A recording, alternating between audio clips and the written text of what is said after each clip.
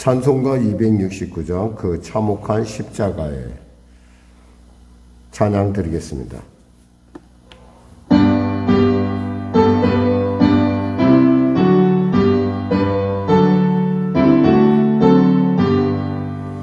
그 참혹한 십자가에도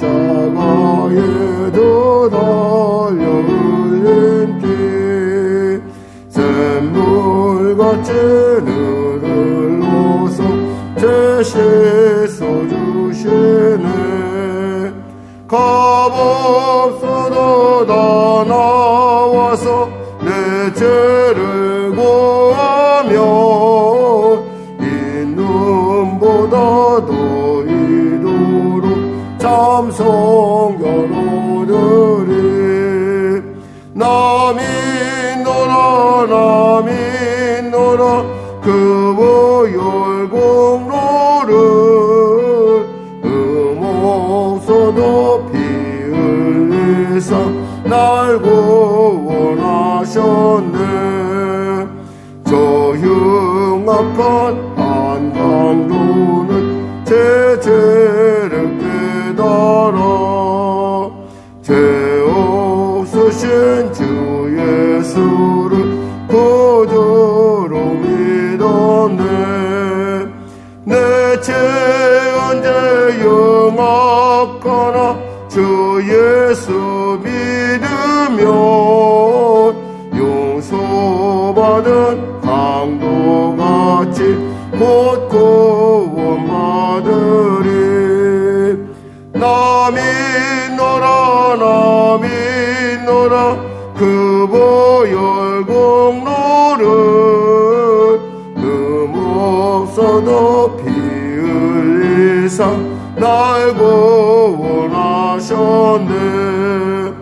온 백성의 제사신 하나님 어린 양 그 십자가 지심으로 온 인류 구했네.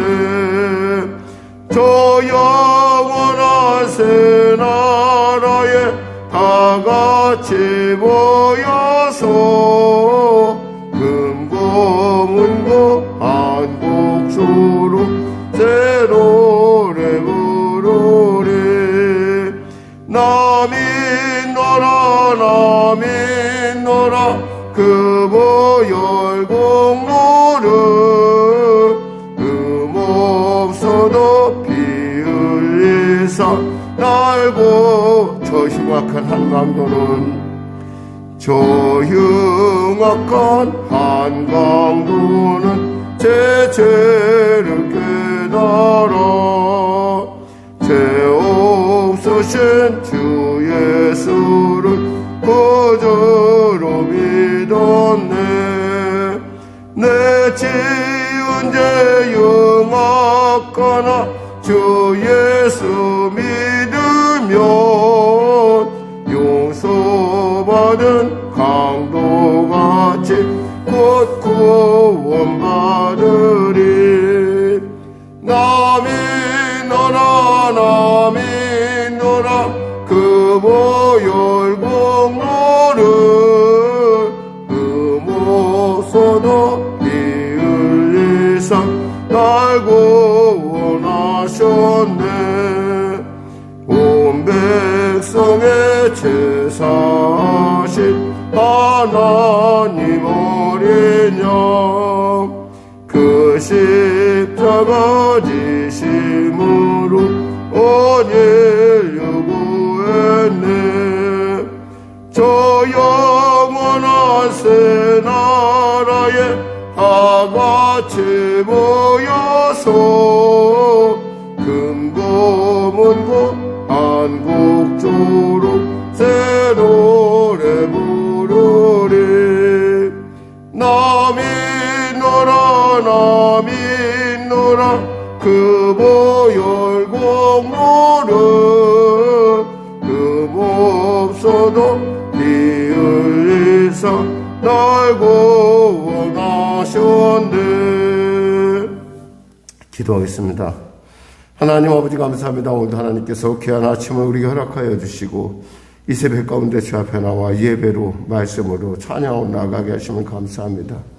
오늘이 복된 것은 주님이 나를 기억하시며 오늘이 복된 것은 주님이 나를 부르시며 오늘이 복된 것은 주님이 내 인생 가운데 하나님께서 새로운 장을 여신 날이 아니겠습니까?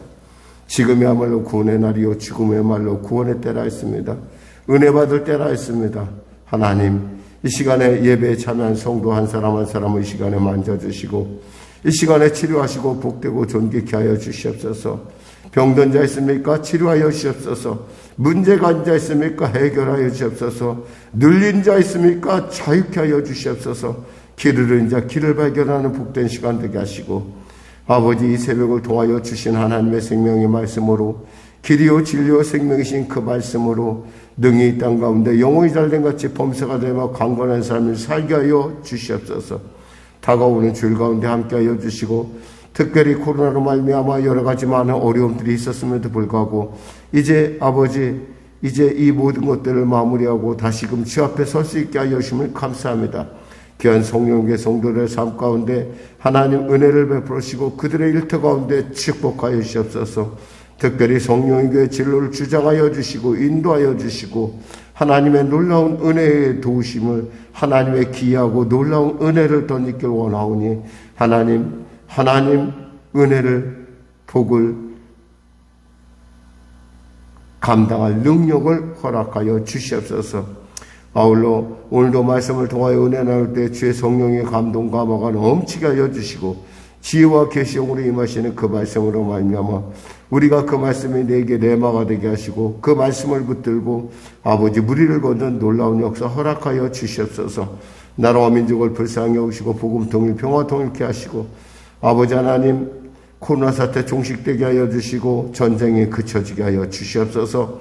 북한의 악한 어둠에 새롭게 회개하고 돌이키는 은혜가 임하게 하시고 대통령을 비롯한 위정자들이 예수님을 믿고 구원을 받고 예수 안에서의 지혜로 이 어려운 국면을 이겨나갈 수 있는 복된 역사 허락하여 주시옵소서. 하나님 이 민족 이 나라 도와주셔서 이 위기가 변하여 복이 될 뿐만 아니라 이 위기를 통해서 우리의 정말 추구하는 바가 무엇인지 우리가 무엇을 향해 무엇을 먹고 무엇을 마시는지 분명하게 아는 무엇보다도 예수님을 발견하는 시간들 될 수 있도록 주여 도와주시옵소서. 성령으로 새롭게 하여 주시옵소서. 갈매동을 구원하여 주시옵소서. 감사하며 예수님의 이름으로 기도드립니다. 아멘. 하나님은 살아계십니다. 오늘 은혜 나누실 말씀은 이사야서 11장 말씀입니다. 이사야서 11장 말씀 구약성경 981쪽입니다. 우리 하나님의 말씀같이 합독하도록 하겠습니다.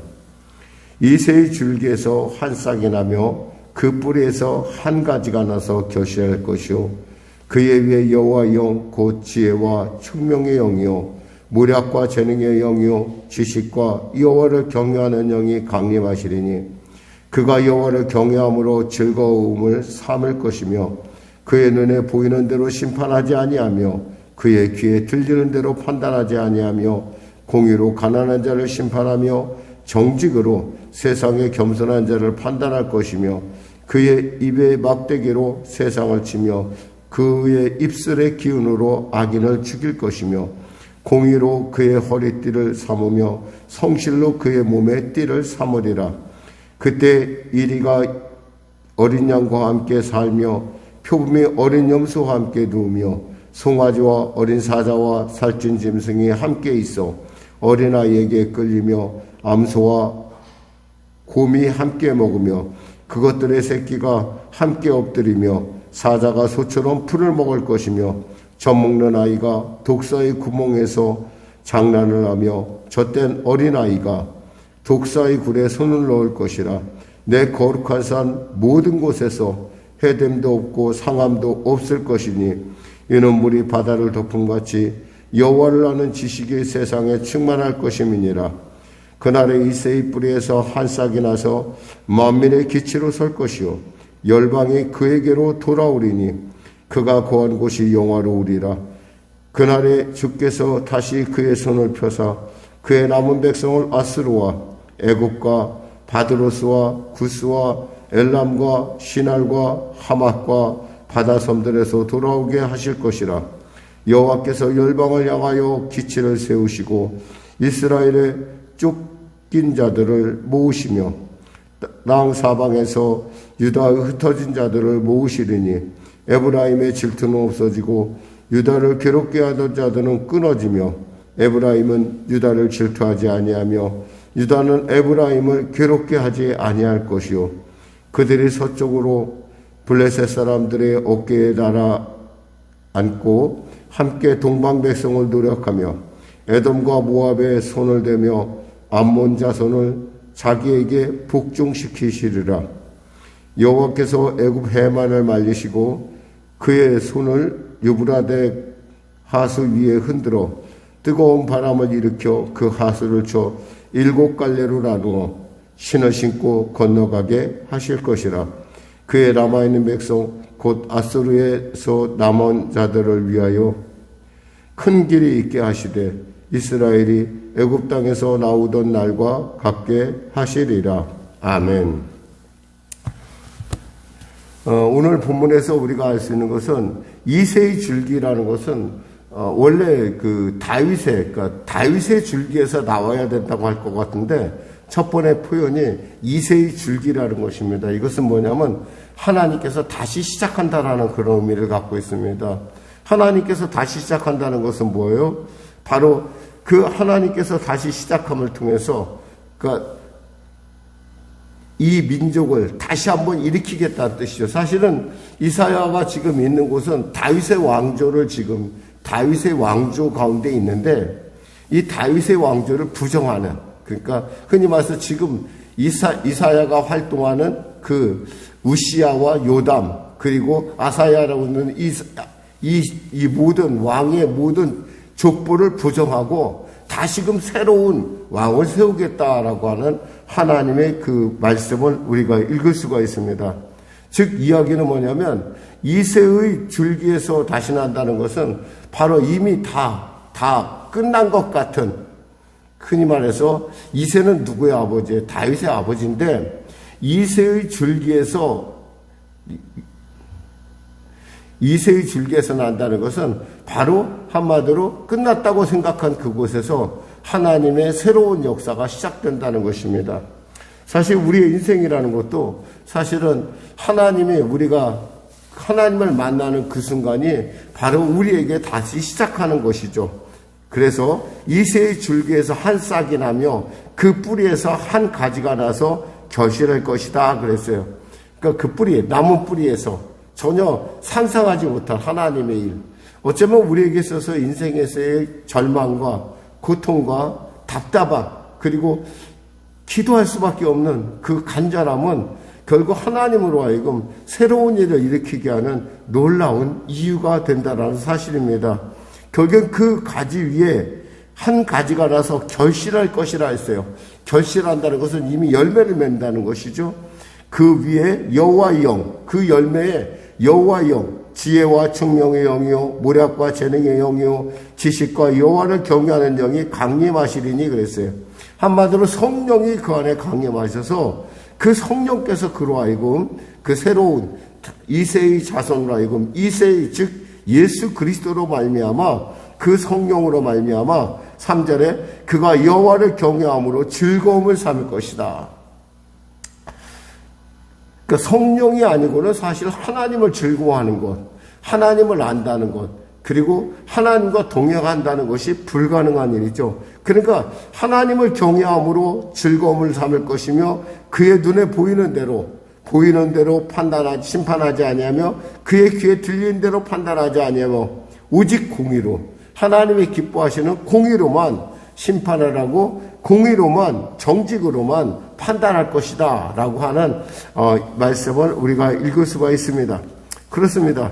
무엇보다도 하나님의 나라는 바로 공평과 정의로 판단되고 또 그 하나님은 어떤 하나님이냐 4절에 보니까 이렇게 되어 있습니다. 그 예수님은 그의 입에 막대기로 세상을 치며 그의 입술의 기운으로 악인을 죽일 것이며 공의로 그의 허리띠를 사며 성실로 그의 몸의 띠를 삼으리라. 다윗의 왕조는 이미 잘못됐기 때문에 이미 이것은 다시 새로 이거 갈아엎어버리고 다시금 새로운 왕조로 나오는데 그 새로움은 바로 예수로부터 시작된다라는 것을 오늘 본문은 얘기하고 있습니다. 말씀하고 있습니다. 6절에 보니까 그러면 그 하나님의 나라는 어떤 나라냐? 그 성격에 대해서 지금 이야기합니다. 그때 이리가 어린 양과 함께 살며 표범이 어린 염소와 함께 누우며 송아지 어린 사자와 살찐 짐승이 함께 있어 어린아이에게 끌리며 암소와 곰이 함께 먹으며 그것들의 새끼가 함께 엎드리고 사자가 소처럼 풀을 먹을 것이며 젖 먹는 아이가 독사의 구멍에서 장난하며 젖된 어린아이가 독사의 굴에 손을 넣을 것이라. 내 거룩한 산 모든 곳에서 해됨도 없고 상함도 없는데 그 이유가 뭐냐면 물이 바다를 덮음같이 여호와를 아는 지식이 세상에 충만할 것임이라. 어떻게 이런 세계가 어떻게 열립니까? 우리는 상상도 안 되죠. 여기서 보니까 암소와 곰이 함께 먹으며 또 여기 뭐라고 있습니까? 6절에 보니까 표범이 어린 염소와 함께 누우며 송아지와 어린 사자와 살찐 짐승이 함께 있다 했어요.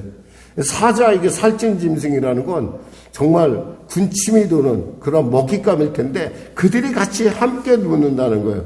그게 어떻게 가능한 일이냐? 이게 어떻게 가능하지? 그런데 중요한 것은 뭐냐면 여호와를 아는 지식이 그걸 가능하게 한다는 거예요. 창조주를 아는 지식. 창조주는 왜 그들을 만들었어요? 하나님은 그들을 만드시고 참 보시기에 좋았다고 하셨거든요. 그 놀라운 사실을 깨달으니까 서로 간에 서로가 먹고 마시고 이렇게 서로 간에 생존을 놓고 경쟁하는 그러한 일이 왜? 하나님을 아는 지식이 결국 그들을 충만하고 그 얘기는 뭐예요? 이 땅 가운데 번성하라 하신 하나님께서 이 땅 가운데 충만하라 하신 참 보시기에 좋았다는 하나님의 계획이 그들 안에서 이루어지고 있다는 겁니다. 사실 여기서 말씀한 것처럼 이러한 나라는 도대체 우리 세상에서는 우리 생전에는 구경할 수 있을 것 같지 않아요. 그러나 하나님의 지식이 임하면 하나님의 지식, 하나님을 아는 것이 그 세상 가운데 충만하면 이 모든 것들이 이 천지 창조의 원래의 모습으로 회복된다라는 사실입니다.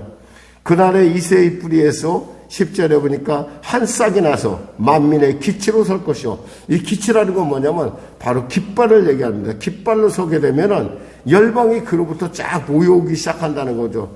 그날에 주께서 다시 그의 손을 펴사 그의 남은 백성을 아수르와 애국과 바드로스와 구스와 엘람과 시날과 하막과 바다섬에서 돌아오게 하실 것이다. 다시 백성들을 다시 모을 것이다. 남은 자들을 다시 모을 것이다. 바로 그때, 그날 뭐예요? 바로 하나님의 나라가 임하는 그때, 하나님의 남은 백성이 결국엔 돌아올 것이다. 그러면서 에브라임의 13절에 에브라임의 질투는 없어지고 유다를 괴롭게 하던 자들은 끊어지며 에브라임과 유다는 질투하지 아니하며 유다는 에브라임을 괴롭게 하지 아니할 것이요. 유다와 에브라임, 사실 이스라엘의 그 야곱의 장자의 명분은 누가 갖고 있어요? 에브라임이 갖고 있거든요. 근데 그 에브라임이 결국에는 이 유다에 와서 즉 다윗에 오면서 이 왕권을 호를 빼앗기게 됩니다. 그러면서 결국에는 에브라임이 뒤로 물러나는 그런 것들, 그러니까 그 서로 간에 알 수 없는 그 완력과 그 왕권의 다툼이라는 것이 결국에는 그때 가면 없어진다는 얘기예요.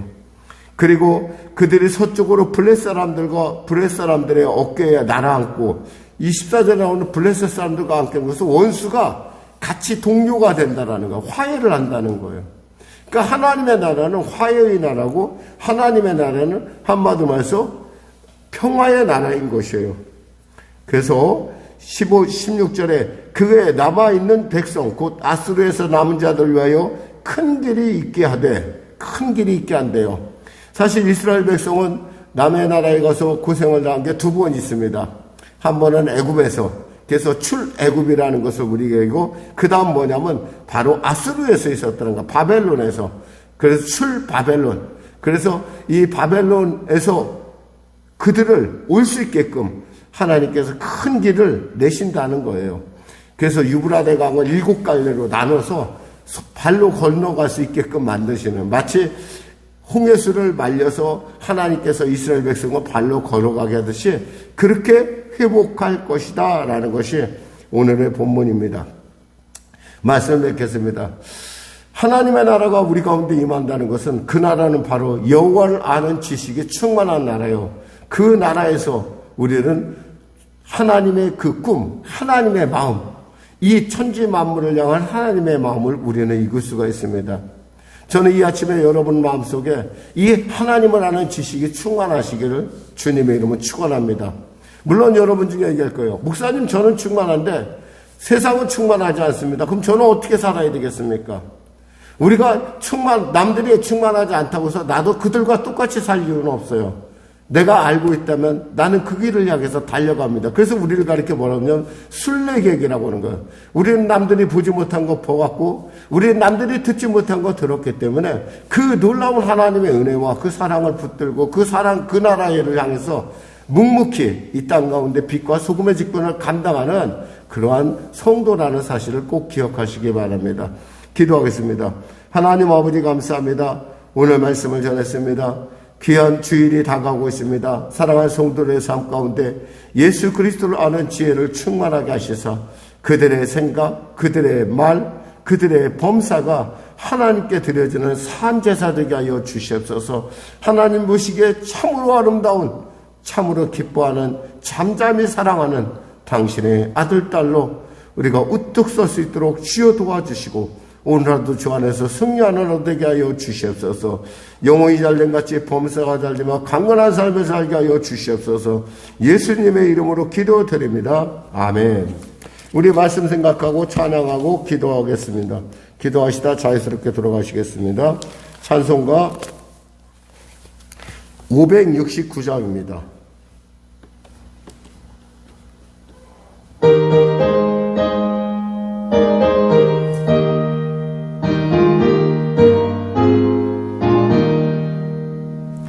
선한 목자 되신 우리 주 항상 인도하시고, 푸른 풀밭 좋은 곳에서 우리 먹여주소서. 선한 목자 구세주여 항상 인도하소서. 선한 목자 구세주여 항상 인도하소서. 양의 문이 되신 예수여 우리 영접하시고, 길을 잃은 양의 무리를 항상 인도하소서. 선한 목자 구세주여 기도 들어주소서. 선한 목자 구세주여 기도 들어주소서. 흠이 많고 약한 우리를 용납하여 주시고, 주의 넓고 크신 은혜로 자유롭게 하셨네. 선한 목자 구세주여 지금 나아갑니다. 선한 목자 구세주여 지금 나아갑니다. 일찍 주의 뜻을 따라서 살아가게 하시고, 주의 크신 사랑 베푸사 따라가게 하소서. 선한 목자 구세주여 항상 인도하소서. 선한 목자 구세주여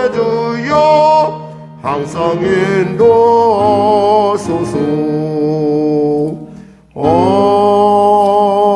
아멘. 새로 번역된 주기도문으로 예배를 마치고 우리 기도하는 시간 갖도록 하겠습니다.